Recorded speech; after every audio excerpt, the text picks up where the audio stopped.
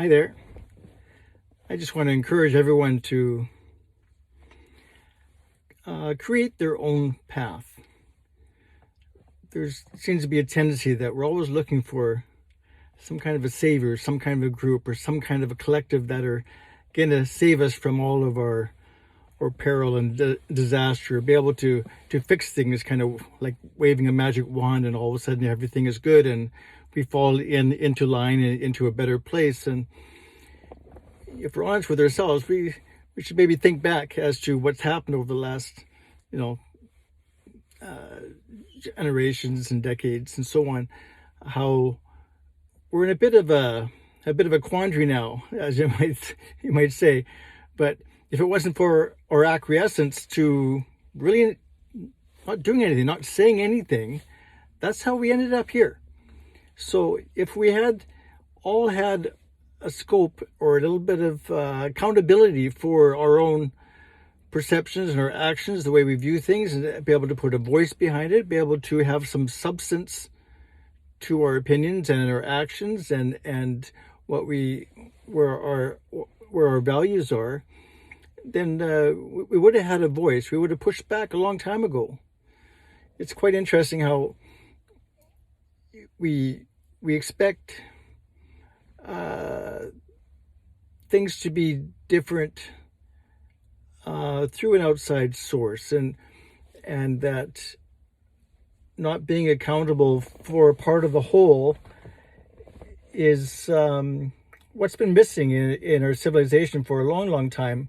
I think perhaps there was a time when everything was in balance, and that we all considered the law of one, and that we were all conscious of how we affect and how we participate and how we unite with all that is. And I think we're coming back to that cycle after a long journey of self-awareness, and so I look forward to that. But it doesn't happen overnight, and it doesn't happen by someone just declaring this is it. Again, fundamental Christian. That's my upbringing. That's my whole life is kind of thinking, well, as blunt as it is like I said my prayer. Okay, I'm done. I'm saved. And if you don't wait, well, it's all good. Jesus is coming back. And these kind of concepts, I talk to a lot of dear friends and relatives and family and stuff, and it's like, well, I just have faith. I'm patient, and it's all in God's hands. It's all taken care of, and I'll just sit here patiently on the side. So I begin to shake my head at some point and saying, wow, have all the Christians acquiesced to the same kind of notion that we don't have any work to do? All we have to do is be steady and wait and have faith that all things work out together, everything works together for good. That, it's just, if we don't learn how to forgive ourselves or others, if we don't feel that angst of compassion and put some action to it, what's going to stretch us? What's going to grow us?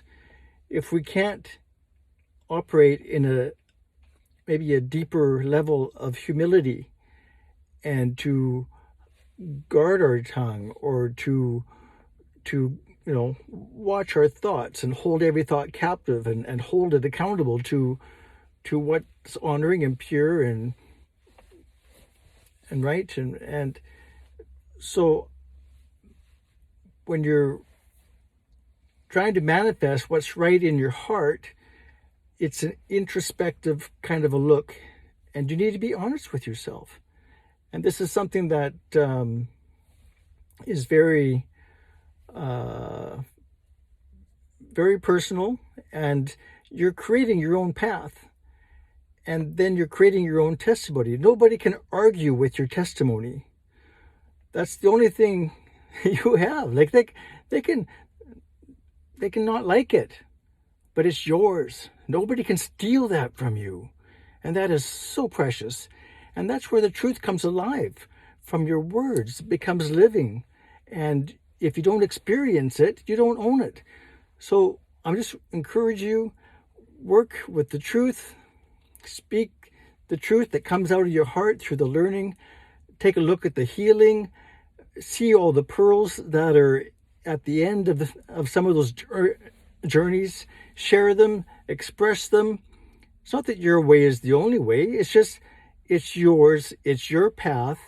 And if everyone collectively did this on their own, wow, we'd have world peace in a real good hurry. So anyway, I just want to encourage you, loving on you. Have a great day. Bye-bye.